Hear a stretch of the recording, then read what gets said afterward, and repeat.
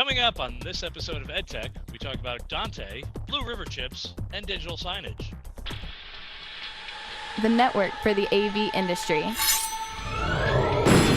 What are you listening to? This is AV. This is AVNation. This is AVNation.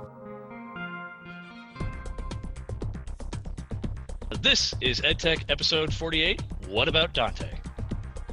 EdTech is brought to you by our fine underwriters like FSR. This is EdTech. This is EdTech. I'm Bill O'Donnell, a host of your monthly higher ed podcast, and I'm joined with me this month with Spencer Graham from West Virginia University. I'm also joined by Mike Tomei, and as always, the beloved Ernie Bailey.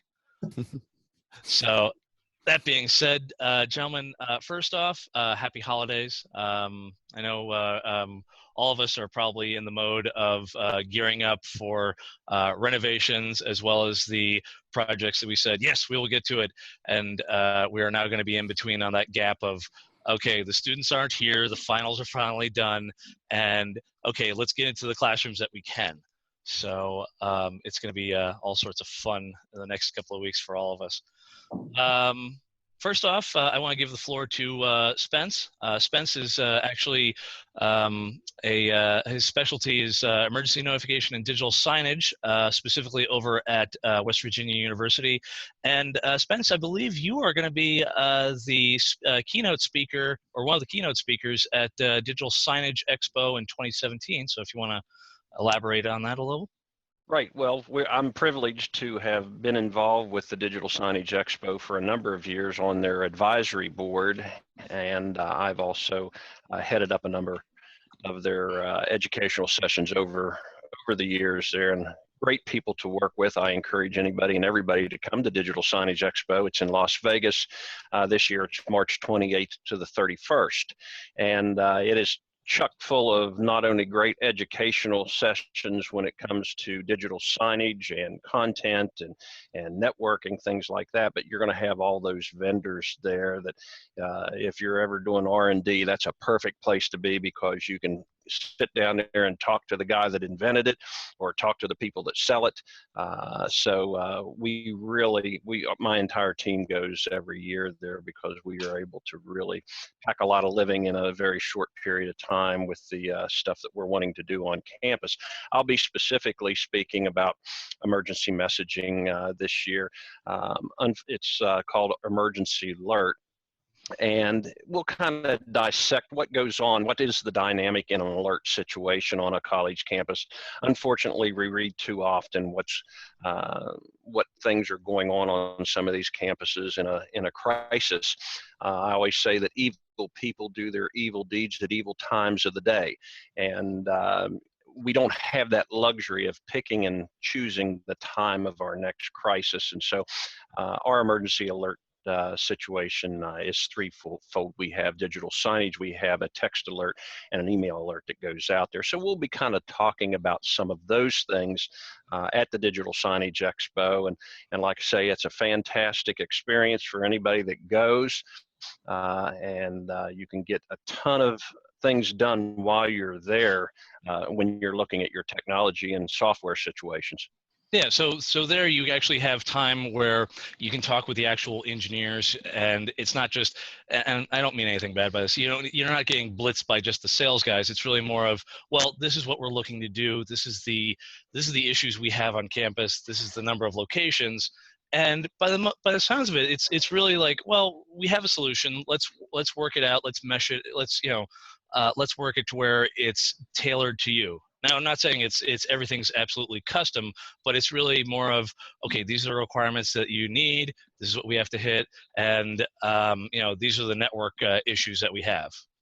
Right, and not everybody wears size 12 shoes, so you have your own specific situations. And so if you're looking at software, when I first started 8-9 years ago, there was like 2, maybe 3 software vendors out there. Now there's all sorts of software that do all sorts of things for a digital signage network, including emergency alerts, but you have the ability to sit there and talk to a number of people so that you have good data to make your decisions. Now, you don't necessarily have to make your decisions there, but you can come away with talking to the people that supply the mounting solutions to your digital signage. You can talk to a number of people that create the monitors. You can talk to a number of software vendors that are there, all sorts of technology. So you go away with a ton of information to make good decisions. Well, that's good. So, folks, if you get a chance, Spence, when is Digital Signage Expo? That is March 28th to the 31st in Las Vegas at the Las Vegas Convention Center. Oh, yes. That's, as I say, I know that convention center well. I make a recommendation to anyone, if they are going to go to that, it's good to book a hotel anywhere along the monorail line because it brings you right to there. But that's my own experience. So that being said, thank you, Spence, on that note. We're going to move on to our first article, which is from Commercial Integrator. Mostly it talks about how Extron has actually brought out their new digital matrix processors, which, if you're not aware, Extron got into the digital signal processor business. And if you've got a chance to play around with this software, or specifically their digital signal processors, it's more like it's a cross-point matrix. And if you've ever played around with Clear One or a sound structure unit or things like that, it's like that. It's, you go along the cross-point matrix, you kind of click, you find where your inputs are, you click to your outputs, and you do your signal processing along that matrix. And to counterbalance that, you have BSS or BIAMP and a couple other ones that will go, and they do an open architecture, and you can kind of program it however you like. But Extron has really kind of made it more of the kind of click, a couple of clicks and you're done. So I'm gonna throw this around the room.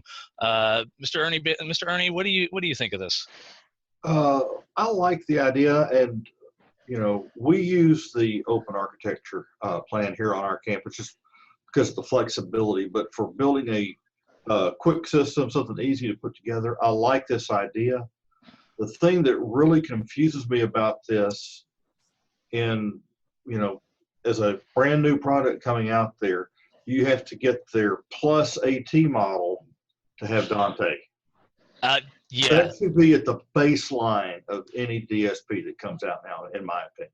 No, I totally agree with you in that one, in the fact that Crestron, when they put out their DSP, which we've talked about in the past, but off the bat, they said, oh no, we don't, you have your Clear ones, which have their expansion, their own expansion bus of the G-Link.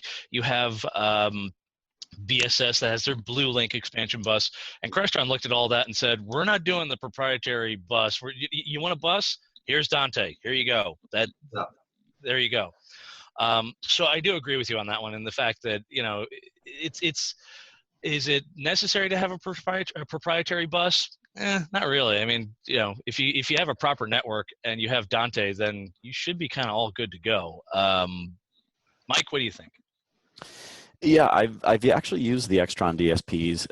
They're smaller versions. They have some like maybe a 6x6 input 4 output DSP version, and some smaller versions. So I've actually used them in the past. I found them really easy to configure the software. I had no problem. And these were like kind of small to mid-size classroom systems, and they did a great job for what I needed. I wasn't doing any conferencing, so I didn't have any acoustic echo cancellation going on in there.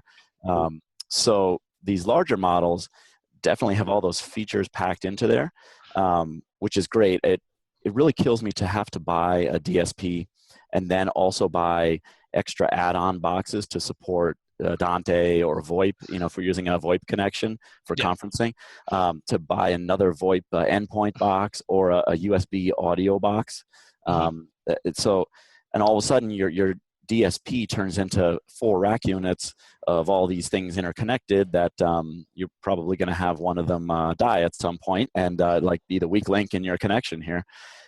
So it's nice to see these DSPs that are packing all these features into one box. Yeah, I think Dante can definitely be declared the winner by now as far as all of these audio formats go. I say that now, but then who knows, a year from now, 2 years from now, who knows what'll pop up. It could be worse. We could still see units that still have CobraNet on them. So yeah, right. Well, some of these modular DSPs that you can buy, where you can buy the cards that go in them, they still have all of those kind of CobraNet or some more legacy cards that you can pop in there if you're still running those networks. But it is nice to see Dante on there. I agree. Dante should be everywhere right now on these DSPs, and I think everybody's going to need for it. Well, yeah, if you look at it, and Spence, this kind of relates back to you on this one. Extron, Extron, I believe Kramer, I don't know if Crestron's done it, but I know Crown has done this, in which they started making their audio amps have Dante endpoints in them. So now you can just go and say, oh yeah, here, we need to have speakers over in this area. Yeah, you know what, we'll just throw a amp in, make sure you throw in a proper network connection, and there you go. So it does make, as I say, having Dante does kind of make things like distributed audio or, a mass notification system a lot easier, rather than before maybe you would end up having, it all kind of depends with how your setup is for that. Some systems have it where there are message players set out over across the network. But, if there's ways to kind of simplify things, I think Dante is definitely working its way through and making that a bit easier for implementation's sake and everything. So go ahead, sir. Yeah, I was just going to say, I've used in my previous life there at WVU, I was with WVU Television Productions, and we used Extron and Crestron, things like that in our distance learning classrooms. And they were great at the time. Now we're talking 6-8 years ago. Mm-hmm. But at the same time, I can say this just from the standpoint of managing that particular network. When you had those things in different rooms and different electronic classrooms around the state, the learning curve of trying to get an instructor trained to be able to know what buttons to push. That was to be quite honest, it was fantastic technology if you're a technologist. Mm-hmm. However, a lot of these instructors are not technologists, they are teachers. Yeah. And getting them up on that learning curve was one of the biggest challenges that we had, because each semester you had a new instructor to train. And about the time they got done with their very last lecture, 6 weeks, 8 weeks into the course, they were up to speed, and then they were gone. So that's the big thing, is making things convenient enough and not overtink the works, so to speak, in making it so complicated to get them to be able to know how to use it in their space. Mm-hmm. Well, and that's the thing. One of the things that Mike and Ernie and I have all had talks about is it's coming up with trying to make standards through the classrooms. Now, it doesn't mean that every single classroom has to be, you're only getting this across the entire board. Well, no, some rooms, are meant for video conferencing, and so there's going to be a little specialized. But essentially, you kind of set up almost like tiers with these things, and after a while, the faculty kind of look around and they look and they go and say, "Oh, all right, I'm in a regular classroom. Okay, the system is over here. The touch panel does this," and for the most part, you try to make it to where everyone knows. Okay, if I hit the projector button and I hit PC, the whole thing will kick into effect, and I'm good. So it's about standardization, and you're right on that one. It's trying to get the faculty on board is a very critical step. The second step is making sure that they're comfortable with everything, which is kind of standardization. So this is one thing that this is another article, speaking of standards, that's actually from AV Network. And specifically, it's about the company. They put out an article about how AptoVision is releasing their new Blue River chip, as well as their Blue River APIs. Now, if you're not familiar with Blue River, if you're a technologist, you've seen how most technology these days, or most systems, usually have HD-based. Well, Blue River essentially has started making chipsets that actually use your network, and specifically, it's video over the network. And their whole idea is, listen, it's great that you guys are using everything over Cat 5 or Cat 6, or even some cases fiber. it's a lot easier. Here, we'll just put it on the network, and your network switch acts as the switch. And it's kind of interesting to see that go forward. I won't lie, a lot of campuses have already kind of delved heavily into HD-based-T, but it kind of seems to me that the article is kind of pushing it as, hey, we now have APIs, we now have standards, we now have ways to where you can actually make it to where the control systems can actually start controlling these things and actually shooting it out there. It's an interesting concept. I think it's the eventual end goal. From moving from HD-based-T to eventually, well, we'll have things directly on the network. Mike, what are your thoughts on this one? Yeah, I think there's still a lot of misconception out there by AV people about the differences between HD-based-T and AV over IP. And you were mentioning that a lot of people have gone into the HD-based-T world, or maybe Crestron Digital Media, which is based on HD-based-T, or well, you have Extron yeah. Their XDP. Yeah, exactly. It's all kind of based on HD-based-T. So with HD-based-T, you have your point-to-point connections. Really, you can't run HD-based-T through like an enterprise network switch. Pull off a Cisco switch off the rack and off the wall, and just stuff it in your rack and run it through there. But so this article is talking about OptoVision, which creates AV over IP chipsets, like you were mentioning, and a lot of people have started talking over the past couple of years about AV over IP. One of the other big players was SVSI, and then got purchased by AMX. But they were doing the same sort of thing. They you had endpoints still. So you had a sort of a transmitter and a receiver that were converting your video and audio signals to IP signals, and you were able to run them through enterprise network switches, which is great. I mean, this is the way everything will be going in the future. When you talk to your network services people on campus about this, they kind of will immediately freak out. So how much bandwidth? Yeah, exactly. They want to know how much bandwidth immediately. So it's not necessarily something that you can just, we're going to take every piece of gear and throw it on the network and be able to run everything through our enterprise network here. This article talks about the kind of very high definition, like 444 transport for video and audio that is taking almost 10 gigabits per second, which is going to just fill a big switch. Make you a lot of friends in network engineering. Oh yeah, if I was a Cisco sales rep, I would be looking at this going, yeah, no, totally, you should definitely be getting on this. Why? Because right.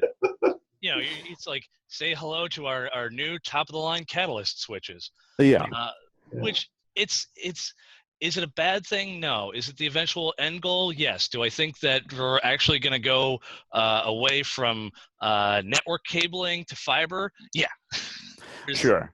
Yeah. And I guess you have to make a decision too. What kind of how high quality video signal do you need, and what kind of audio latency or delay can you deal with? So somebody like SVSI, they make a few different tiers of equipment here for AV over IP.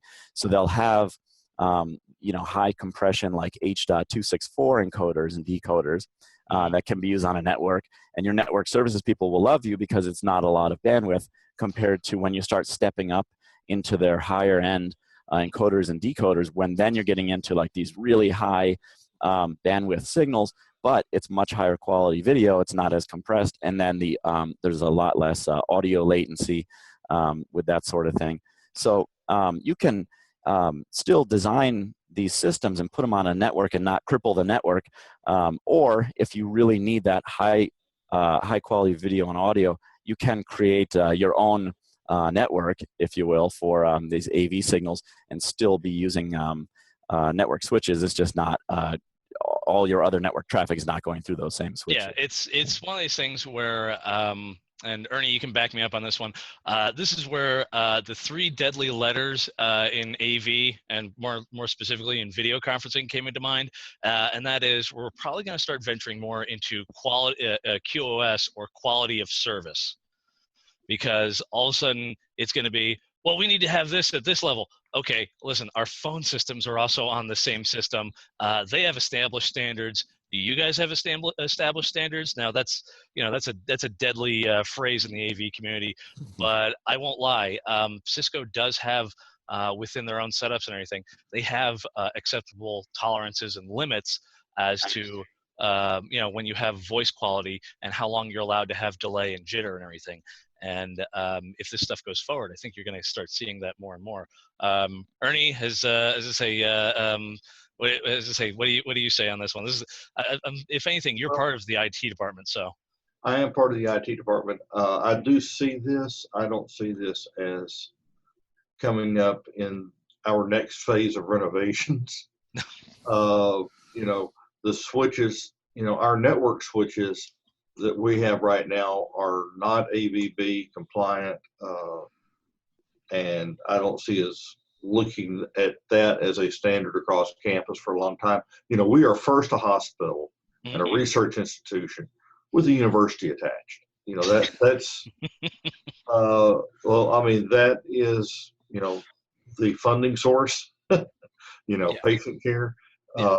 So that's our driving force, and the HIPAA requirements and all that gets a lot more attention than me being able to send a signal over the network. I can see in your case, it turns into, hey guys, we can definitely stream this from one auditorium to the other. Okay, that's great. How much bandwidth is that going to take up? Yeah. This many gigs per second. Okay, we actually need that for our VoIP system, so that's going to take a backseat. Well, we are doing some multicast streaming across campus, but we're taking, specific packages and sending it, we're not doing every class all the way to everywhere, but if we have a special event or a lecture that needs to be seen by multiple people, we, a couple button pushes and we can be there. So yeah, that's interesting.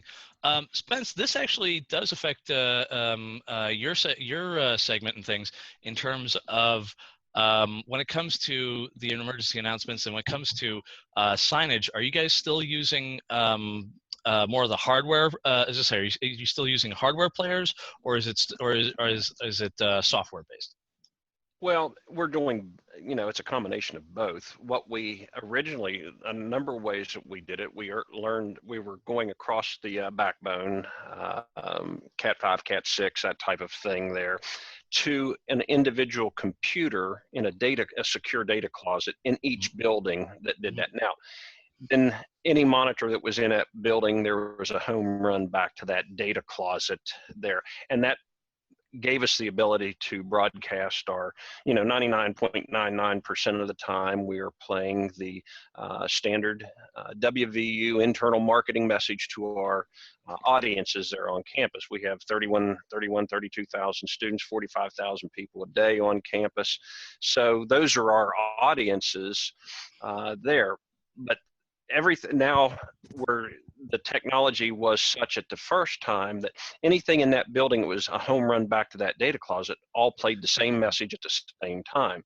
Now with technology, we are tasking each individual monitor with a NUC there so that they can play, you may have 2 or 3 different departments in that building or even 2 different colleges in that building. They can be playing their own unique messaging into that area that they occupy. Everything has the ability to get the emergency messaging feature now. So we've done that, but I can't speak for all universities, and I'm not in charge of the IT department, but I do know that when it comes to IT, it's always a function of money. And what I can tell you, and I'm sure we're not the only ones experiencing tight budgetary economics. And, it's a function of your resources that you can afford to spend at a given time. And we're trying to do that as we can. But the simple fact of the matter is we're a state university there. And so a portion of our budget comes from state funding.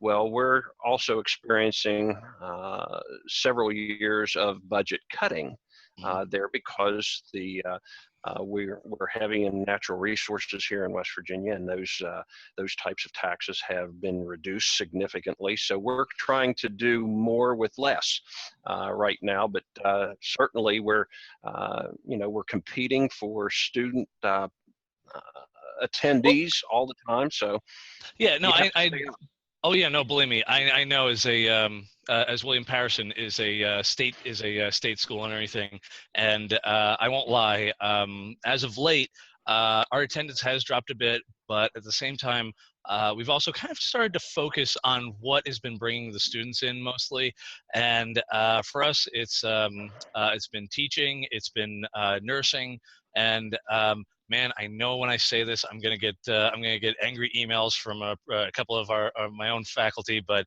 kinesiology or kinesthesiology, it's the science of motion. I would have said phys ed, but believe me, if I say that, there'll be a dagger in my back in no time. Yeah. So no, I understand where you come from that one, because we do get some funding from the state.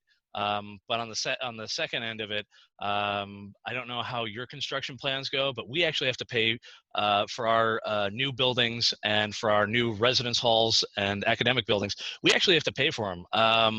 In other states, usually it's the state that will go and provide the funding for it, but in our case, it's been a number of bond acts and everything, which is all sorts of fun when you have to go through and justify them, and then you look through the requirements and all the other fun little ins and outs, such as in this case, we have to use all union labor. Not that I'm knocking that. However, the last time I went walking in, they said, "Hey, where's your A card?" And I went, "Hey, I guess I'm have to walk around with the union electricians." So it is what it is on that one. That being said, let's see here. The last article. Once again, this is from AV Network, but this is it concentrates on an interesting aspect, and it's ADA based, but it's pretty much it's a blog about listening technologies and Wi-Fi and how they were going through and making assisted listening a little bit easier. Pretty much what ended up happening was Listen Technologies made Listen Wi-Fi, and the idea behind it is to make it to where everyone's got a handy dandy smartphone, and you could download the app and you could listen to programs or TV channels from your smartphone if, say, you're in a large congregation area. Now, it's not meant to replace, say, your traditional listening devices, which both Listen Technologies, Williams Sound, a couple other ones, they all make assisted listening, but this is meant for more like larger group spaces and everything. So this is more along the lines of your student unions, your gyms, your theaters, if you have multiple things going on, that kind of deal. So it's an interesting step forward, because it's the first time I think I've seen a company actually use a smartphone app as far as assisted listening. But I've been known to be wrong. Mike, I'm going to default to you because at times, sir, you know ADA far better than I do at times, especially during the days of Infocom classes. It's true. Yeah, I did teach a course this past Infocom on ADA compliance for AV design.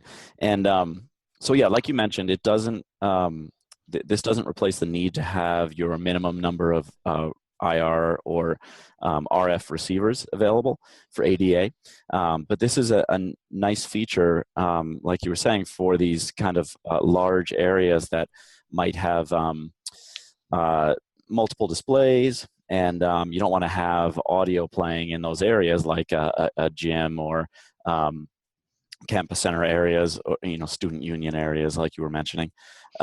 So I think this is great. This the app is really easy to use, and for people that are downloading it, not necessarily people that are configuring it, but for the users that download it, it's very easy to use, and I think it's a great bit of business for these companies to get into now, instead of just selling their transmitters and receivers for ADA compliance, which you're probably going to install in the classroom, and might not necessarily use very often, and probably don't need to replace very often in those classrooms. They're just they're not really used very often, and people need them to comply with ADA. It's just the way it goes. So. I will say this on that one. The wonderful world of ADA in that one is it always going to be there? Do you need to have it there? Yes. Is it always going to be used? Not always, but you don't want to be like Penn State, who got kind of caught with their pants down on that one, and they got fined a sizable chunk because they were not able to provide assisted listening for some folks or anything. So is it a necessary evil? Yes. Do I mean it as a necessary evil? No, of course not. But it's one of those ones of you put it in and just, when it comes up, do we have it? Yes, of course. Here you go. And it's not a major cost either. No. Right. That's the deal. It doesn't cost that much to do it.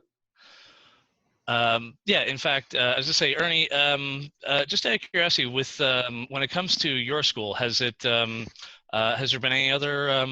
Have folks asked for anything beyond it's usually just like the easy, like they usually have the RF or the little loop transducer. It's never been anything that crazy. Yeah, we use the RF units.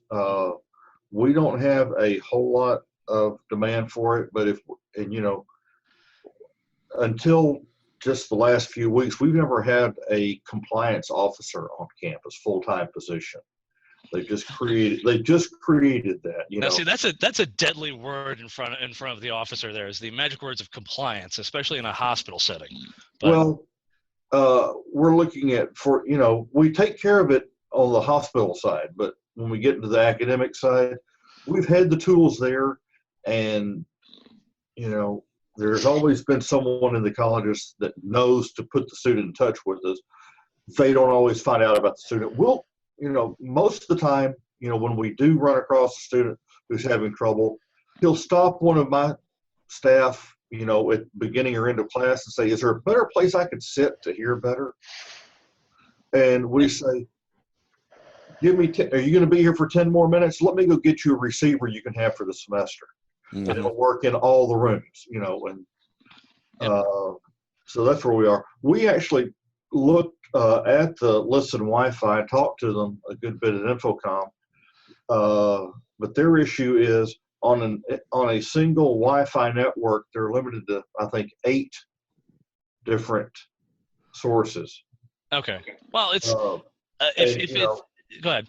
I'm sitting here, I've got 100+ Listen transmitters on campus, and we have a single Wi-Fi network. So, I would love to buy their devices. Then I'm not keeping up with as many receivers and earbuds and all that. I just put a sign up, so go to here's the app. Go to town. Yeah, and select the correct room number, and you're there. All right, but I can't do that with what 8 do I pick? Yeah, that's true. If anything, I think this is the first learning steps for them, and I think once Listen gets some good feedback from some of the stuff of hey, can you do this for multiple channels? I don't doubt it. If the eventual end goal is if they eventually went and got a Dante bus, put that in, and we're talking the big one, not a little 8x8. We're talking the 64x64 or something like that. And I could definitely see it to where, oh yeah, here you have your DSP in the room. You're able to route that to the Listen Wi-Fi server or something like that, or to a unit. Yeah. Put that in, and all of a sudden it turns into, oh, you don't need a device. Do you have a smartphone? Download the app. Bam. There you go.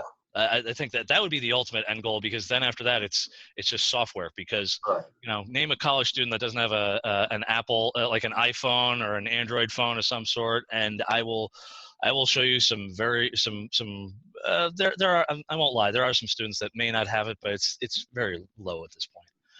So that being said, we are coming close to end time here. So as I say, Spence, Mike, Ernie, I do thank you for your time. Ernie, where can the fine folks find you online? You can generally find me on LinkedIn. All right. That's right. And as I say, Mr. Tomei, where can they find you at? I am on LinkedIn also, and my website is tomeiav.com. It's TOMEIAV.com. All right. And Mr. Spence, where can they find you at, sir? The easiest place to get me is at West Virginia University. It's spencer.graham@mail.wvu.edu anytime. All right. And I am Bill O'Donnell. You can find me on LinkedIn, as well as you can find me on Twitter at the original OD. Those are some of the easiest ways or quickest ways to find me. Thank you, and have a good month, guys. Thank you.